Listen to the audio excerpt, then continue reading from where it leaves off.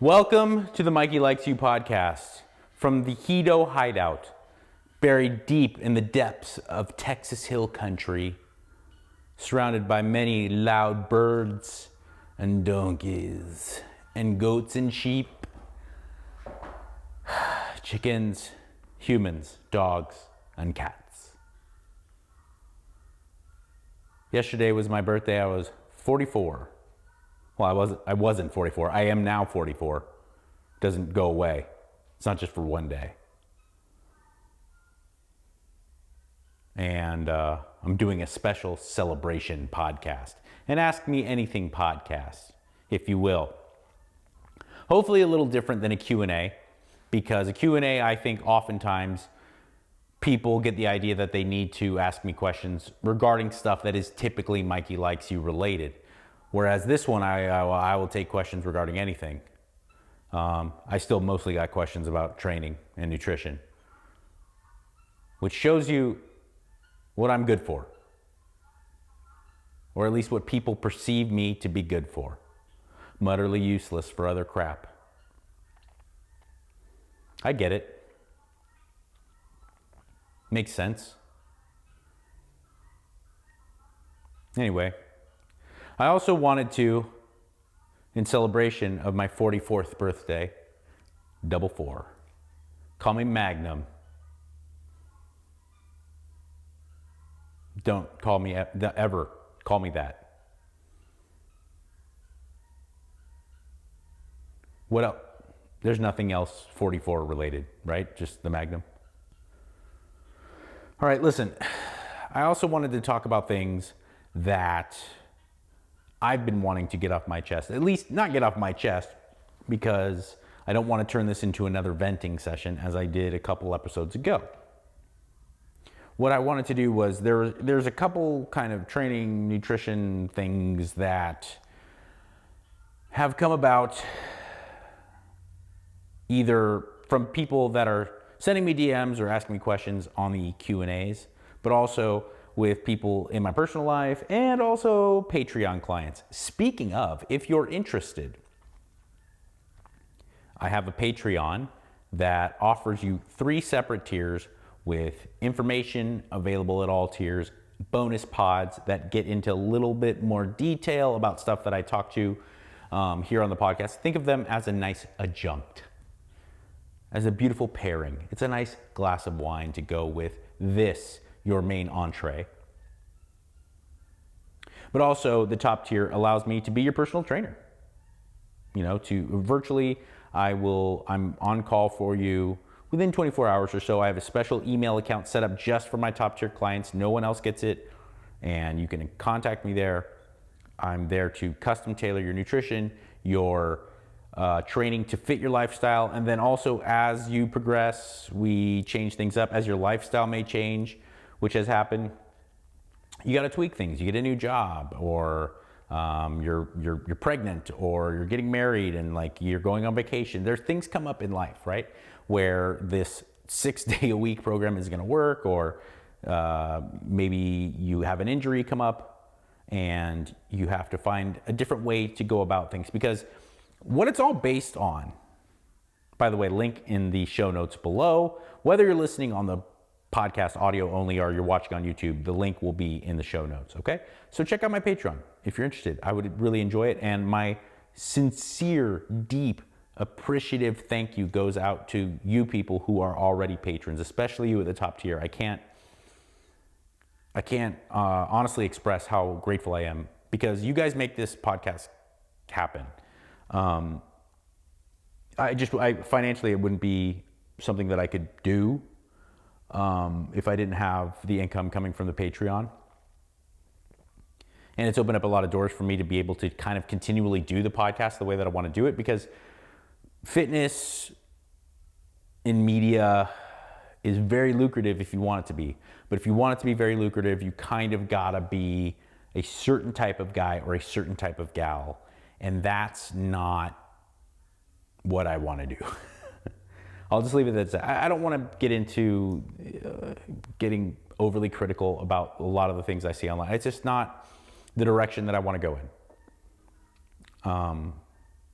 You have to attach yourself usually to supplement companies or fitness wear, and then become kind of someone that's going to be a spokesperson, be a representative for that, whatever that narrative is within that company. And then I feel like it takes away from what I truly want to say on the podcast. And also, I'm not that guy. I like fitness. I love to lift weights. I love to take care of myself. I love to eat in a certain way so that I could look and perform in a certain way. But I am not someone who believes in being someone whose identity is based around working out. You know, I will tell you, the listener, and every single one of my Patreon clients over and over again, unless you're making money doing it, you gotta understand that all of this, eating a certain way, training a certain way, it's all based around making everything else in your life better. Once it becomes something that consumes the important parts of your life, which exist outside of it, which exist outside of the meals that you prep and exist outside of the sets and reps, that's where the important things happen. Once the gym or the way that you're eating starts to consume those things as opposed to enhance them, there's something going wrong. There's something going wrong. I don't want to base all of my discipline, all of my hard work, all of my everything, my ambition around how I look or how I perform in the gym. But what I do is use that time in the gym and the meals that I prep and the meals that I eat to help create more ambition and hard work and discipline and self-control in every other aspect of my life. And it's been really useful in my relationships, in my professional endeavors, and most certainly in recovery. Because having something there that's so clean, there's a lot of clarity specifically to resistance training. 150 pounds is always going to be 150 pounds in every gym and every day of my life, whether I'm 75 or 45, it's always going to be the same weight. And my ability to lift that and how many reps I can do that is always going to be between me and that weight. It doesn't matter what your parents say, your wife says, a judge says, your coach says, it's clean. There's no barrier between. And the amount of effort that you put in is directly reflected in how many times you can lift that weight or lift it at all. And that has tremendous carryover, you know? So I wanted to talk very, you know, firsthand. I wanted to say that the biggest aspect of success, I can't say in life because I don't know, it's a very strange metric that people measure success in life by. Is it in America? A lot of times it's just how much money you make, where you stand in your given field. I mean, I don't know. I'm happily married. I have a beautiful, healthy child who I believe loves me very much. You know, so in that regard, but you know, it's very vague. What is successful, right? But when I'm talking about success as far as achieving your goals and how you look and how you perform, it's not very detail oriented. There's a couple of main points that you should learn and you should kind of see how they apply to you and how you respond. But the reality is it's all about consistency. People always ask me, oh, like, well, what's your secret? I go, honestly, the secret is I've never not shown up. For 20 something years of getting into weight training and physical culture and being invested in nutrition, the bottom line is like every single day I show up. I don't have a perfect program. I oftentimes don't have like what's best for me and my health as far as like putting myself in dangerous situations when it comes to injury. But I never stop. And I'm not worried about today, my 44th birthday, technically yesterday, but I'm not worried about what I weigh and how chiseled my abs are today. And I'm not worried about what they're going to look like in 10 years. I'm worried about my relationship with training and my relationship with food, and I just never stop. It's like brushing my teeth. If I go on a family trip, you better believe, like, I already have in mind, like, well, if we're going to stop at this restaurant on this road trip, I know what I'm getting. I know that I'll probably have a little time tomorrow morning. We'll wake up. I'll get a little body weight circuit in, since I won't be able to hit the gym. I never am stopping. I never get frustrated when things don't go my way and then just throw in the towel. I just keep consistently showing up. Sometimes I really kill it. Sometimes I don't. Sometimes I feel really great about my appearance. Sometimes I don't. But the one common through line is this: I don't stop.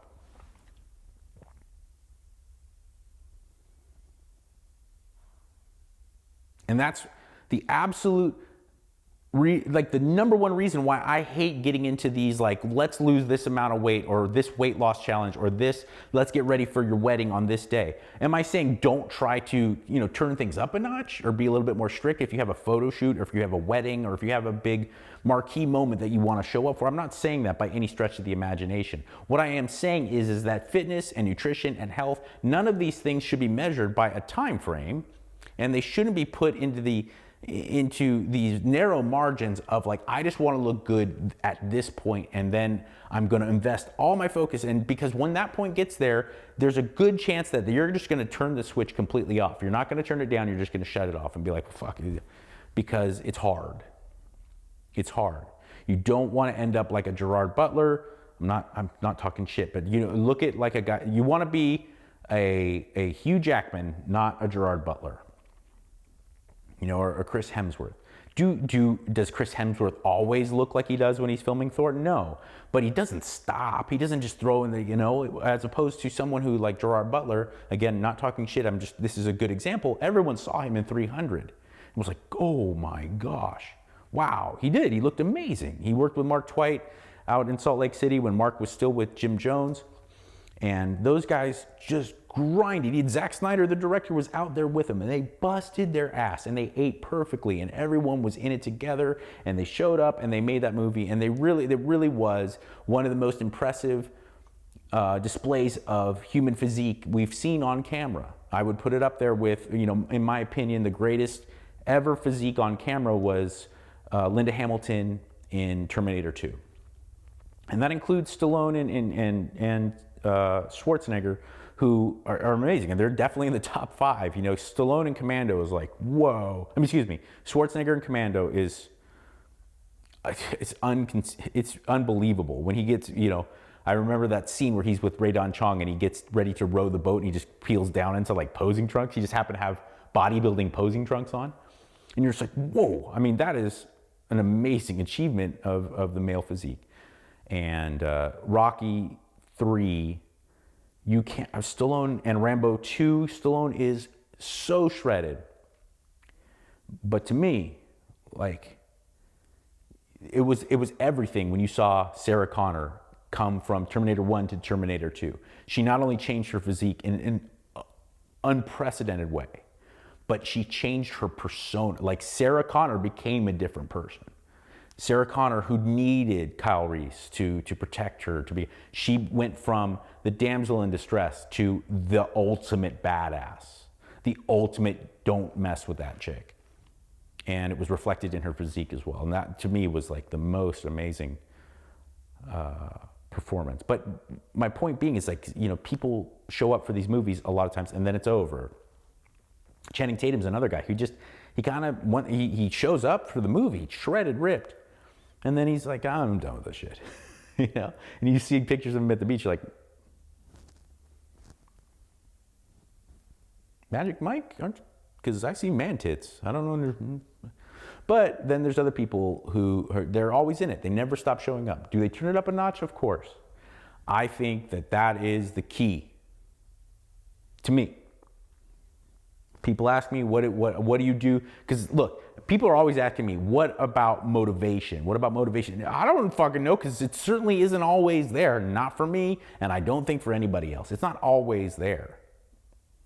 My motivation to go train, my motivation to eat something that is over here when my wife and daughter made chocolate chip cookies over here. My motivation to eat what's over here with my flank steak and bone broth or whatever, the motivation's not there all the time. But I just don't stop. I don't stop. And some days I have the cookies. Some days I have the cookies. Some days I don't. I'm too lazy to make the flank steak and the bone broth and peel an orange, and then I go, oh shit. But the difference is that I don't wake up the next morning and go, fuck it, it's all over. I go, well, better get back up and do it again. And I do, and I get back on the horse. And I've done that every day for 20 something years. Not because I want to look a certain way, not because, and vanity's a fine kind of piece of motivation. And if vanity is a piece of why you're doing it, don't be ashamed of that. That's starting to bug me a lot. Like people have to pretend or lie about the fact that I'm sure performance might be more important or health, but everyone wants to look better. Who the fuck doesn't? And why is it something to be ashamed of to admit that? If you bust your ass and you eat right and you're avoiding things that you know are not going to necessarily get you to your goal, and you do that for a long period of time, and you go to the beach and peel off your shirt and get a couple people going, damn dude, damn girl, you look amazing. How the fuck is that a bad thing? You should say, thank you, I really appreciate it, because I've worked really hard. And it probably feels great. It has at times in my life felt fantastic. And I don't know why that has become a negative thing, or at least people have to pretend like that's not a thing for them, because that would be looked at as unhealthy. And it's all about just wanting to be a better person. And I'm sure, look, that has it has transformed my life. The idea of physical culture has transformed me to be a better person. I don't think that there's anyone who would argue that. It has created more discipline, self-respect, self-awareness, all of these things in my life. But you better fucking believe that one of the main reasons why I wanted to get into all of it is because I wanted to look better.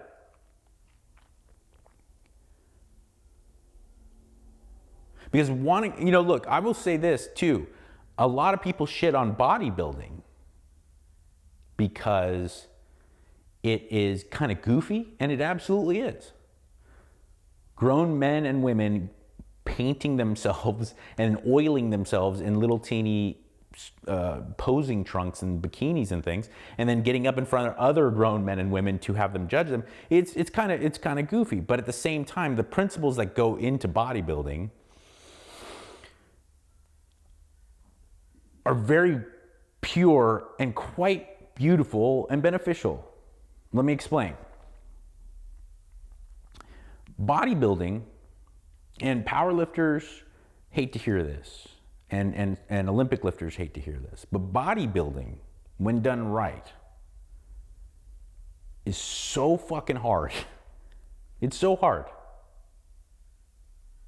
You never stop. It's a never-ending goal, because powerlifting is amazing. I love powerlifting, but you go in and you train your ass off, and sometimes you have to take your foot off the pedal, and it's hard, and you look back, but you have like your program set out and progression and all that.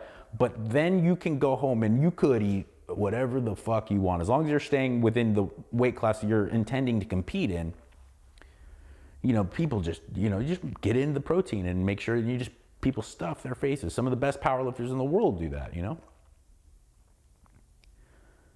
But for weeks and weeks and weeks on end, to constantly measure food and have every single macro and calorie completely controlled, and to do that 24/7 all the time, and to go to bed at a certain time, and no alcohol and no partying and like that aspect of bodybuilding is what makes me go like, I don't want to look like you, dude, but man, oh man, do I tip my cap to you for achieving that.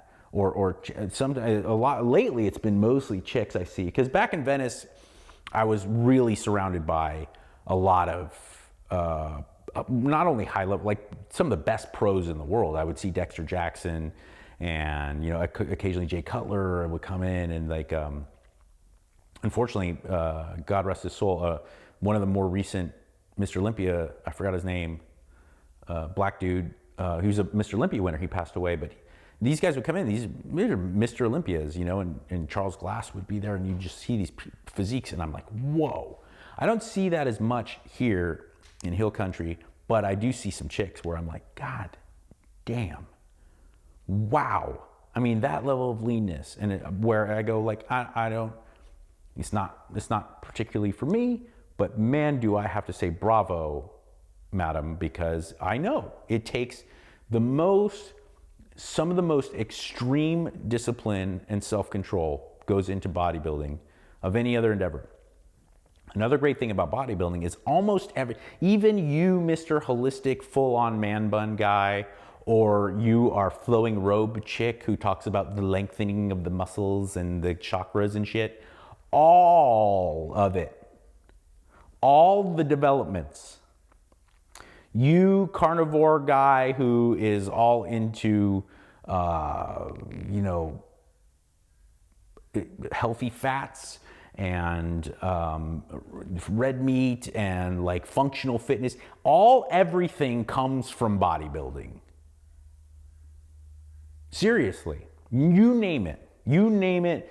When it comes to breakdown of fast twitch and slow twitch, carb cycling to slower carb digestion to faster carb digestion to manipulation of protein and amino acid intake, functional fats, MCT oil, you go down the list, ketogenic diets, you name it. Not only did it come from bodybuilding, but oftentimes like 50 years ago. And then people somewhere, someplace have an Instagram feed where they're like cutting edge idea of mixing caffeine with MCT oil, and you're like, ooh. Organs, desiccated organs, because if you're not willing to eat this liver, we put it in a pill so that you can get all the vital nutrients, the heme iron and all this, and you're like, Vince Stronda did that in 1955, Perillo was geeking dudes with MCT oil to get ready for a contest in like 1983. It's very similar to the space program, where you may not give a shit about people flying into space and going, but almost everything when it comes to scientific developments, from cosmetics to sanitation to travel, on-the-go nutrition to vacuum technology, you name it, it almost all comes from somewhere people having to fly into space. Why? Because the stakes are so high and the technology, the margins are so thin when it comes to space flight that they are just pushing the envelope constantly. And these guys and gals who are going to get on stage and they're trying to get their body fat from 6% to 4% while still being 250 pounds, the margins are so slim that they're constantly pushing the envelope. And that's where a lot of this stuff comes. So that's my long-winded kind of, like I said, stuff I wanted to get off my chest, but it's just, I don't look at the ideas and principles that go into bodybuilding as always being a negative thing, especially if you're someone who's not even concerned with necessarily having extreme muscularity or extreme leanness. The principles that go in it are still like at the foundation of what's most important for human health and development. The idea of like, let's maximize the amount of muscle we can carry and minimize the amount of body fat we can carry. You take the drugs out of it, you take the extreme kind of techniques to manipulate moisture and water in the body and some of the more dangerous stimulant-based thermogenic stuff. Like you take that away from it, just at its bare bones fundamental ideas. Let's maximize the amount of muscle we can carry. Let's minimize the amount of fat we can carry. That's in a nutshell what you're trying to do. And that right there is the most functional fitness you can think of. Another thing I wanted to really touch on before I got to the limited amount of questions that I was given for my 4/4 birthday celebration was that people get really, really bogged down with optimum training programs, right? And I do think it's important to have an idea, like a really fleshed out training program to have and to adhere to. I think it's really important. So don't mishear or misunderstand what I'm saying in that you shouldn't look for a program. I think you should. I think kind of going in willy-nilly is a bad idea. It really is. For a myriad of reasons. One, psychologically, it doesn't help you because you will always end up, no matter if it's a week or if it's 2 months, you're going to end up falling back onto the things that you're comfortable doing. And that's never going to get you to where you want to go, regardless if you're concerned with performance or your physique. There has to be kind of a semblance of following a structured program because on top of the psychological aspect, the physiological aspect is there, and that has always been my biggest problem with CrossFit. It's because it's right there in the name. They don't specialize in anything. But physiological adaptations, they happen from very purposeful, very focused practices. Physiological adaptations happen from long-term adherence to very specific techniques that are geared towards bringing you that specific physiological adaptation. So if you're doing squats on Monday and then you don't ever squat for 2-3 weeks because you're doing some like mixed modality WOD and then you're doing a 5K and then pardon me, and then you're doing like a burpee rower thing, like that is great exercise, and if it gets you out of the house and you're not going to train any other way, is it good for you? Sure. And if you are not going to train unless you go to CrossFit and have that camaraderie and that situation where you have that kind of communal environment, by all means go. And I don't think that people shouldn't do CrossFit. What I do have a problem with is that don't look to CrossFit to get you to achieve any specific goal, because it's right there in the name that you're not going to achieve said goal, because that's not the way the human body works. If you start to do a lot of different things, a lot of conditioning, while you're doing a lot of strength work, while you're doing a lot of endurance work, you're going to end up perpetually being mediocre at all of them. That's how the human body works. Physiological adaptations happen because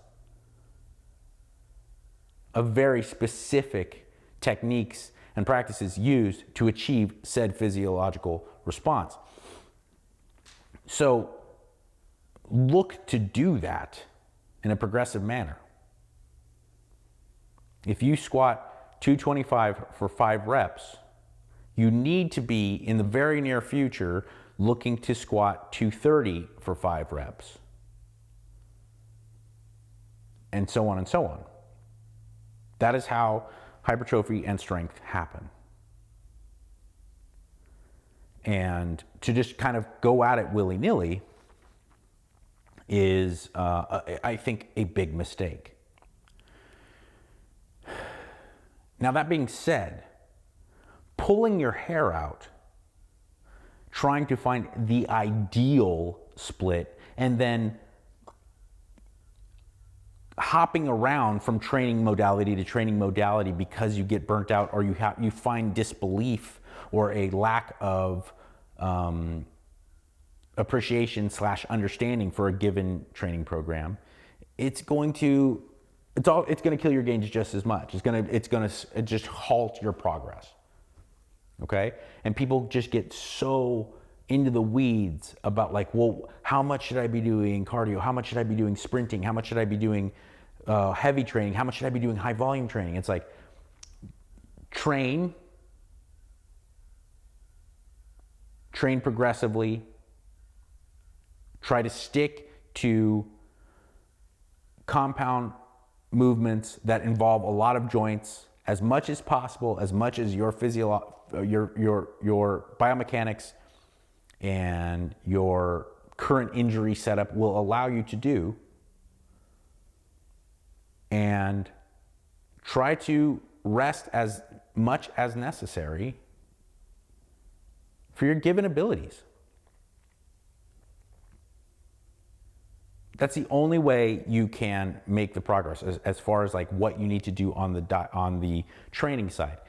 If you have any qualms about how you look, trust me, more of the equation than you are willing to admit is diet. Much more.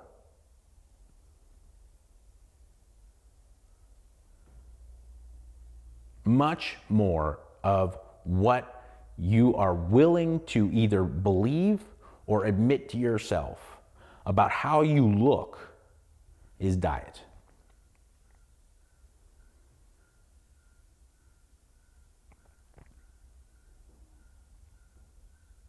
Whenever I am around the beefier dudes who are also fat, they are almost always talking about drugs and training. Whenever I'm around shredded dudes that I go like, that guy's physique is amazing. Your body's amazing, dude. Bravo. Always talking diet. It's a guarantee. Unless you're 16, when it doesn't matter. But grown-ups, I'm telling you, I will be around monsters, but they're all they're perma bulkers, right?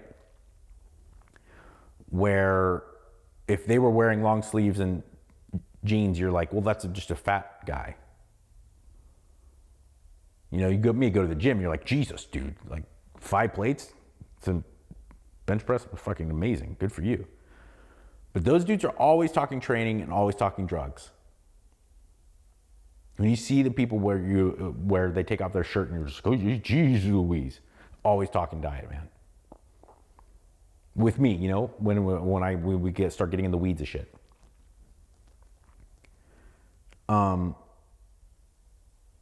So look to kind of find the blueprint of like what's really meaningful when it comes to training.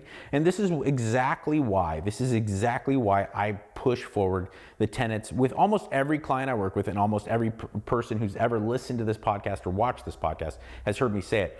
I have like 3 or 4 things that I'm constantly pushing. And it's like move towards strength work in that, 5 to 8 rep range, a lot lower reps than most people are used to working. Really push the weight as much as is safe, and up the protein, and don't necessarily lean on cardio for burning calories. It's not, it's really not a great technique, because you are going to end up hormonally kind of screwing yourself. And on top of that, it's not really that effective at burning calories in the long run when you look at it, because cardiovascular activity burns a shit ton more calories than resistance training when you're in the gym. But someone who has spent the time building a sufficient amount of muscle will burn so much more calories at rest, just existing. And when you factor that in long term, you're talking about someone who doesn't have to go and lean on cardiovascular activity and is perpetually in this mode that makes you a little bit more of a metabolic kind of lion as opposed to a metabolic lamb. So these are the things that I'm constantly pushing towards people when it comes to training and when I'm giving them advice. Because all things work. When it comes to training, all things will work. High volume will work, circuit training will work, kind of basic powerlifting strength templates will work until they stop, until they don't. The one thing that you're going to at least have the most long-term success with is programming with a higher intensity, lower rep range strength progression, linear progression in those rep ranges with a really smart and wise selection of exercises will be useful for a really long time, for the beginner to the intermediate to the advanced trainee. Now, once you start to get to the advanced level, it becomes harder. And you do have to start adding things. The volume does get higher. The intensity must remain higher. You also have to fluctuate the intensity and the volume a lot more. But either way, someone who jumps right in off the couch into a higher volume, kind of higher rep, more moderate weight setup is going to flatline real quick. You know, if you are someone who isn't necessarily a skilled weight trainer and you go to T Nation or Flex Magazine or somewhere where you're getting like a bodybuilding template and you go right into it, it is going to flatline you pretty quick. Your plateau is going to be pretty quick when it comes to what you're wanting to achieve. If you're someone who is not training very much or has flirted with training and has never been consistent, and you get into like a 3-day, maybe 4-day split of deadlifting, squatting, overhead press, bench press with some rows and some other things added in a really good kind of practical rep range where you're constantly seeing the weights that you're able to achieve go up with good form, you could ride that into the sunset for decades. Okay? So that's why I recommend it. And if we're really going to look at what's optimal, what we've seen scientifically and also with bro science stuff is that training more frequently has been shown to be better to an extent. Do you need to train a body part 3 or 4 times a week? No. Do you need to train a body part to maximum intensity? No. But do you need to flirt with failure? You do. That has been shown. True muscular failure, most people are not going to achieve that. And that's why you see a lot of people who adopt this Mike Mentzer lifestyle, and they're all about it. You see them all over chat rooms. I've met them in life. They're always very unimpressive physically. And they're like, I follow the principle. I realize Mike Mentzer and Arthur Jones had it right all those years ago, and I only train once every 7 days. And Mike Mentzer could train like that because Mike Mentzer was crazy. His intensity was off the fucking charts. He literally took meth before training. Literally. Okay? He wasn't smoking crystal meth. He wasn't snorting up some just nasty crank. But back, in those days, he had amphetamines he was taking meth, And he trained so fucking hard. And if you train that fucking hard, you can get away with not training for another 4 days. And then every body part gets trained every 8 days and everything. I cannot train that hard. Therefore, what you need to do is get into, that 85-90% of complete muscular failure and do it twice a week. That's been shown to be really all you need to do. If you can do something for 50 reps and you end up doing it for 25, that's not going to cut it, no matter what. If you could do something for 10 reps, if you could do this weight for 10 reps on the bench press and you stop short at 5, that is not going to get you anywhere. If you can do it for 10 reps with all the spotting in the world, make sure that's your absolute muscular failure, and you do it to 8 and 9 for 3 or 4 sets, that's where now we're talking. And then next week you do it for, 5 more pounds for 8, 9 reps. Now we're talking. Now you're getting into that area where you're just getting enough, you're getting close enough to failure. 1 rep in reserve, maybe 2. And you're doing that twice a week, that's where we're seeing like consistent scientific proof that that's optimal, okay? 5 to 10 sets per body part when you're talking about that level of intensity is sufficient. So if you train it twice a week, you do 5 sets of chest on Monday and 5 sets of chest on Thursday, with really smart, wise choices when it comes to exercise selection. When you start to get up into the more advanced levels, you're looking at like absolute max would be about 20 reps a week per body part. 20 sets.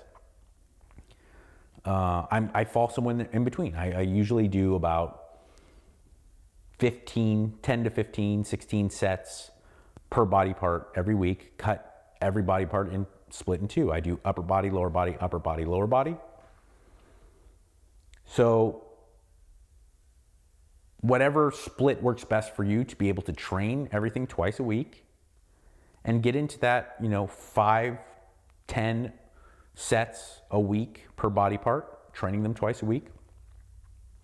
And you want to stay in that. The rep range thing can be tough, but what we're seeing is like, it's really more important that you get as close to failure, regardless of what that rep range is. That's at least what the science I've seen has shown. And I will say this about rep ranges. People get married to them. It's like, no, 3 to 5 or 8 to 10 is what. The reality is like it varies greatly from body part to body part. One rule of thumb that I've seen be very true with a lot of the people I've talked to, a lot of people I've trained with, and myself, and then also from really smart people that I've heard talk about it, is that lower body, you need a higher rep range than you do. The threshold is a lot higher when it comes to reps that you get to failure with in the lower body than it is in the upper body. And it makes sense being that we're bipedal and we're walking on our legs all day. I think probably things would probably change, but it makes sense again from that standpoint because the forearms are going to take a lot higher rep ranges than say something like your deltoids, right? Because even if you're not necessarily like the most active person, you're grabbing things, you're using your fingers all day long. So these muscles here, it's gonna take a little bit more, and they're more geared for our success as a species. They're a little bit more geared towards that slow twitch. Your chest, you need to hit it heavy and you need to move, you need to really dig into those fast twitch muscle fibers. Does it mean that you shouldn't do a set of 20 every once in a while on incline bench press? No, of course, explore that. But the meat and potatoes should be in that 5 to 10 rep range for the upper body. And then you're looking at, 8 to 12, maybe 15, as high as 20 for the lower body. And progressively overload those things and continually try to go higher and higher and higher on the weights in that rep range that you find success in. Train the body parts twice a week. Try to get around 10 sets total each week for each body part. Now, if you can do that, there's no need to start pulling your hair out and going crazy like, oh, am I doing it right? Am I getting enough of this? Am I sarcoplasmic, myoplasmic? That stuff's great if you're getting paychecks and you're fucking 250 and 6% body fat. You might start having to get into that geeky stuff. But I know I'm not, and I know most of you watching are not. So really just take what's relevant, what's meaningful, and be consistent with it. And stop worrying about being excellent at these small little details, because that is going to lead to you not even training in a couple weeks, as opposed to just like, let me just check this off and make sure I really put my focus and my effort into this. Boom, boom, boom, bam. I'm ready to go. I can go on with my life. And I'm going to continue to get better at this. Just nice little collection of really important tenets that I've curated for you. All right. So let me answer a couple of these questions and then I'll be out of here and I'll be out of your hair. Elbow pain. Can it be related to shoulder and wrist mobility, strength? And if so, what's your go-to exercises for that? And what are your go-to wrist or strength exercises? Not a bad question. Look, elbow pain, it seems to be a big problem for people. I certainly deal with it. I hurt my elbow fighting Muay Thai though. I blocked a kick here, and then like later on in that same round, I went to throw a punch, and a guy was throwing a punch on the same side, and like we hit there, so like my elbow got stopped way before my brain was ready to like tighten up. And I'm like, ever since, and that was like 5 years ago, my elbow's been fucked. But elbow pain a lot of times can be developed from like repetitive movements, and I do think there is some correlation there to mobility, and more so the mobility. I think it's joint and connective tissue stuff, because one thing that I see a lot that is very problematic and always leads to elbow injury is that people will hammer triceps with compound movements, which I think are better for overall growth when it comes to your triceps, but they will hammer them without any input into warming them up or preparing that joint for the extreme kind of resistance and force. You would never do that on your knees.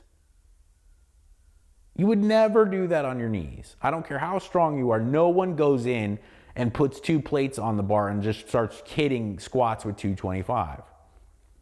You'd be like, well, let me prepare this. And we do some mobility work, and then just squat the bar, do some partials. Yeah, let me sit inside my squat mode. Then I'm ready. I'll put a plate on and get some. And you start warming up. You're preparing that joint. No one does that for the elbow, and I think that's why you go right into like, skull crushers, and I'm like, whoa, is that, how close is that to your max set? And they're like, oh, I'll just go into it. I already trained chest. I was like, yeah, but this flexion of this joint here is a whole different ballgame. So I think that kind of prehab and warm up, when it comes to the elbow joint, like think of your elbow like you would your knee. In fact, it's a lot more delicate. That is one thing that I have found over the years that has been, before I even think to do close grip bench press or skull crushers or 2-hand overhead dumbbell extensions, I'll either start with a weight that I could do for like 50 reps, like seriously that many, and just like feel them out, do partials and really get my elbow warmed up. Or I'll just start on the cable, do some overheads really light, just to kind of get some activity going on here so that it feels like I'm ready to then even get into my warm-ups, because the elbow is kind of like a silly little joint there. It's great as a weapon, but it's not exactly the most stable when it comes to adding tension for this movement, That's my advice when it comes to the elbow pain. Trey thinks, hey buddy, what's your favorite cut of steak? And also, when are you going to give us some cooking meal prepping content? My favorite cut of steak, my favorite cut of steak for eating, for taste alone, is ribeye. Ribeye that's the only cut of steak. Bone in, bone out, doesn't matter. Ribeye is number one. But on a day-to-day basis, I would say outside skirt steak is probably my go-to. It's not low fat, but it's a little lower. It's like in that medium range, and it just seems to be something I can eat a little bit more consistently. But if I'm going purely for taste, ribeye. When are you gonna get some cooking stuff for me? I don't know. I mean, I'm more than happy to do it. It's another one of those things like people I just want to know, what's your daily eating routine? And I'm like, really? It blows my mind. Some things, how people want to know, they want to get geeky about training. They want to get geeky about like protein levels and stuff like that. It makes sense to me, and I've always kind of leaned into it. There's some things where I was like, I can't believe you would really be interested in like how I prepare steak, But I'm willing to do it. I'm willing to do it. And maybe that'll be my next little go-to. I'll try it out on Patreon and see how it goes, and then maybe bang it out on the pod, on the YouTube channel. Do you change the way you eat on training days versus rest days? From AJ Reeves, 23. I do. It's hard because I don't have a lot of real rest days because I'm usually training jujitsu. Even most of I'm lifting and or training jiu-jitsu pretty much every day. But one day a week usually will fall where like a Sunday where I just don't do anything except for maybe get some like walking in my baseline activities. And on those days I will cut carbs pretty low just because I don't feel like I need them. I mean, that's really the big benefit to carbs is like, look, if you're training hard, you want to be able to train harder as you go and progress, as we've already talked about. Your muscles need glycogen to do that. And you can get all the keto idiots out here that you want. And a completely ketogenic, like really low carb lifestyle is great for like a hobbyist. It's great if you want to lose a little weight. It certainly gets rid of water weight a lot. But you can't redline like that. You can't. And you maybe say, well, I do. Well, you should see how much I lift. Fine, that's great. There's no professional athlete ever, or a professional bodybuilder or physique that is in a ketogenic level of carbohydrate restriction. Not for any prolonged period of time. You may hear of an off-season basketball player. He's like, oh, I cut carbs real low. I got my ketones going. Base building endurance athletes, sure, that's fine. When it comes push to shove, like if you're in the ring and someone is whooping that ass and you need to dig deep and start circling, and then you need to throw a body blow and then a couple push them up against the ropes and really go pop, pop, pop, pop, you better have some fucking carbs in your body. If you are getting smashed on the bottom, someone passes your guard and they're smashed, and you got to find a way to escape, and you're digging, you're shuffling your hips and you're pushing like this, and you're gonna try to sneak out the bottom and then circle around and dive and take his back or something. You better have some fucking carbs in your body. Like it's a bottom line. That's how human energy systems work. So I will make sure that my body has sufficient carbohydrates and taper my fat. I never go low fat. I just respond better to a little higher fat content, but it's always like a medium level. I really kind of evenly break out my energy cofactor macronutrients being carbohydrates and fat. I usually have a pretty even split of both on any given day. And then on a complete non-training day, like a rest day, or if I'm on vacation, I'll drop those carbs down a little lower, just have like maybe 50 to 100 carbs or something, kind of a medium. Yeah, 50 is a, but that's for like the very rare occasion where I'm not training at all, or if I'm just going to get some activity in, like I said, on vacation or something. I found that to be like a really helpful tool, is that when I do go on vacation, or if I'm going to take an extended period of time away from training hard, I'll cut my carbs. But that's the only time, because I know if I ever want to whoop that ass in any capacity when it comes to physical activity, I want to have sufficient amount of glycogen in my system to be able to do so. I think I've heard you make reference to feeding your dogs meat. Do you feed them raw meat? Have you noticed benefits to raw meat versus kibble for them? I do feed them raw meat.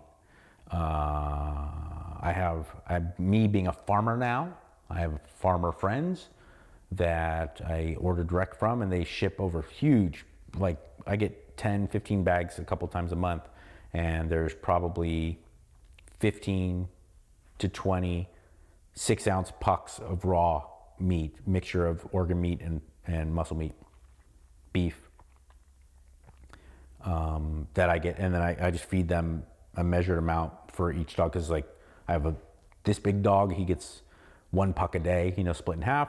I have the Great Pyrenees who get like 10 pucks a day, and I do, yeah, they eat raw meat. The only dog I could say I've noticed a benefit from is Gloria, she is, what is she? She's a big dog. She's a the fuck is that type of dog? Saint Bernard mix. She's a big floppy thing. We used to feed her like a dog food and switched her over to raw meat. And I do think like she's leaner and more muscular. She really is. I don't know how much of that is moving to a farm in Texas where she has like 8 acres to run around on and live that may have changed her just as much as me, but I do see Gloria has transformed. The other dogs I can't really say because they've always kind of exclusively eaten this raw meat diet. But my dogs are healthy. Almost everyone comments when they come over. They're super high energy. They're super active, and their coats and their like muscle tone is pretty high. All right, that's about it. Thank you, everybody. I hope you like the new look, the new look to my podcast, the Hito Hideout. That's the name of my studio. Deep in the hills of Central Texas. Thank you to everyone who sponsors this podcast. Thank you to everyone who listens or watches this podcast. Tell a friend, like, subscribe, do that. Would you please? It helps me. I love your support just as people, but in order for us to beat the machines, it turns out it's important. Like, subscribe, leave a nice comment, give me lots of stars, subscribe on YouTube, do that thing. And check out my Patreon if you're interested. I love you, and in this crazy mixed up world that makes you think that nobody cares, remember, I do. Be good.